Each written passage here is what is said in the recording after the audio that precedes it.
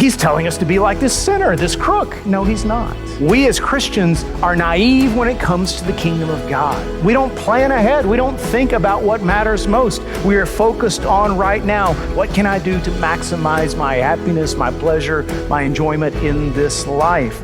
Jesus, in case you're not aware, was a storytelling preacher, which is the best kind, in my opinion. When I was a little boy and I was forced to go to church Wednesday night, and Sunday morning, I always hoped and prayed that we would eventually get a storytelling preacher, right? Because when you're a little boy, you don't want to just listen to some guy up there just droning on and on. I know that changes when you get older, right? You like droning. So I do my best to drone. But as a kid, you like the stories, and Jesus was a storytelling preacher. And that's what made him so captivating, because his stories were such that they could weave in spiritual truth that you and I are still wrestling with as we get into our older years. But even as little kids, we can listen to it and go, okay, that makes sense to me. But this is, I would say, the weirdest story Jesus ever told. So strange and in a way so disturbing that I bet many of you aren't even aware of it or have forgotten it's in the Bible. You've probably never heard a sermon on it until right now. You're about to. So, Luke 16, 1 through 9, he also said to the disciples, there was a rich man who had a manager, and charges were brought to him that this man was wasting his possessions.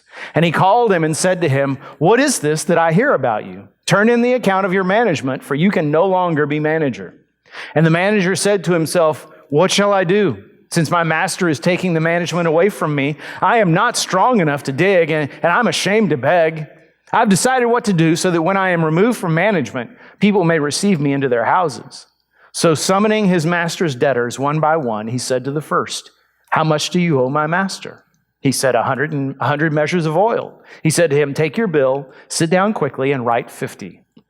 Then he said to another, and how much do you owe? He said, 100 measures of wheat. He said to him, take your bill and write 80. The master commended the dishonest manager for his shrewdness. For the sons of this world are more shrewd in dealing with their own generation than the sons of light. And I tell you, make friends for yourselves by means of unrighteous wealth, so that when it fails, they may receive you into the eternal dwellings. So just so that we're on the same page, the main character of this story is a crook. He is the manager of a wealthy man's estate, and he is caught skimming off the top. He is caught using his own master's money to fatten his own lifestyle. I guess in today's sense, he's padding his expense account, and he can't account for the things that he is doing. Now, the amount that by the way, his strategy is to go to his master's creditors or debtors and say to them, okay, you owe this much, just mark that in half. And the amounts that he marks off, that he writes off on behalf of his boss are significant. Scholars who know these things will say that it's worth about 2 years' salary for a working man, 2 years' salary.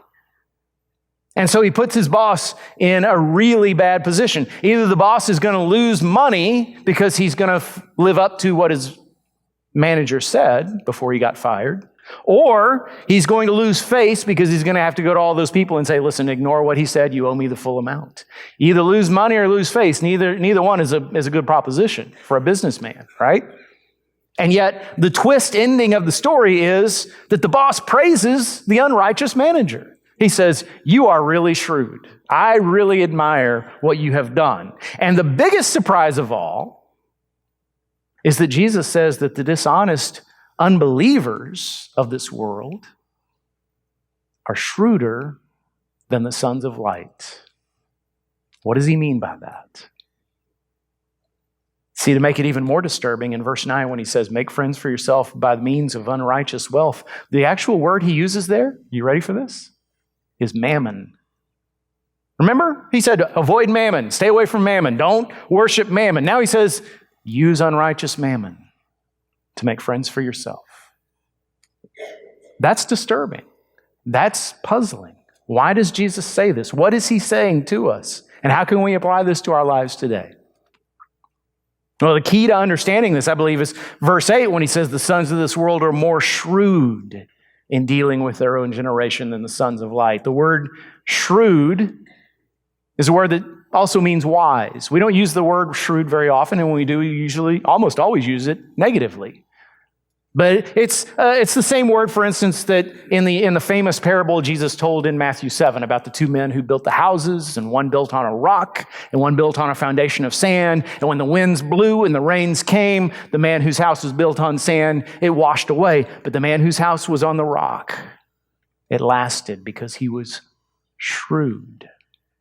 So what does shrewd mean? It's different from intelligence. We like the word smart. It's really smart to take this highway, take Hardy Toll Road instead of I-45 at a certain hour of the day, right? It's really smart to invest your money here instead of here. It's really smart to look up information on your smartphone, right? But smart is different than shrewd. You can be intelligent and be a fool. You can work out quadratic equations for fun. You can quote Shakespeare from memory. You can know all kinds of information in 5 different languages. You can still be a fool. Shrewd is when you make good choices. Here's what it comes down to. Shrewdness has 2 components. It means you understand the current situation clearly. So like this unrighteous manager, when he was called to account, show me their books, the boss says. He didn't say to himself, this will be fine. I'm sure this is just a regular scheduled audit. He knew what was happening. He understood the situation clearly. That's one component of shrewdness. The other component is you make the right decision for the future. Instead of saying, well, I think it's all going to work out in the end. Instead of saying, somebody will, somehow some kind of blessing will come my way and I'll land on my feet. He said, I need to take steps now. Take steps right now, concrete steps that will ensure that once this job is taken away from me, I don't starve to death. That's shrewdness. To know what's happening, to be realistic about your own self and your own plight and your own life, and to take decisions, to make decisions and take paths that lead to greater blessing in the future. That's shrewdness. Now, I'll give you a hypothetical example from our own country's history. So imagine in this part of the world, in the South, the southern United States, around 1861, the Civil War breaks out. There are 2 wealthy men. Again, this is hypothetical. I'm making this up. But imagine these 2 wealthy men see opportunity, both of them. One of them sees, the Confederate Army is going to need weapons, so I'm going to invest in those. I'm going to build factories that will put out ammunition and rifles and swords and cannons and cannonballs, and I'm going to sell that to the Confederacy at a high markup, because where else are they going to go, right? They're not going to buy it from the North. So they got to buy it from me. I'm going to jack up the prices. I'm going to make a fortune. Pretty soon he's driving his family around in a nice carriage, wearing nice clothes, taking them on vacations to Paris. The other man looks at the situation and he understands the current situation, but he also looks at the future. He says, we're not going to win. We can't win this war. And once this war is over, my buddy over there is going to get prosecuted as a war profiteer. And by the way, all that money that he's accumulating is Confederate money, and it's going to be worthless when this war's over.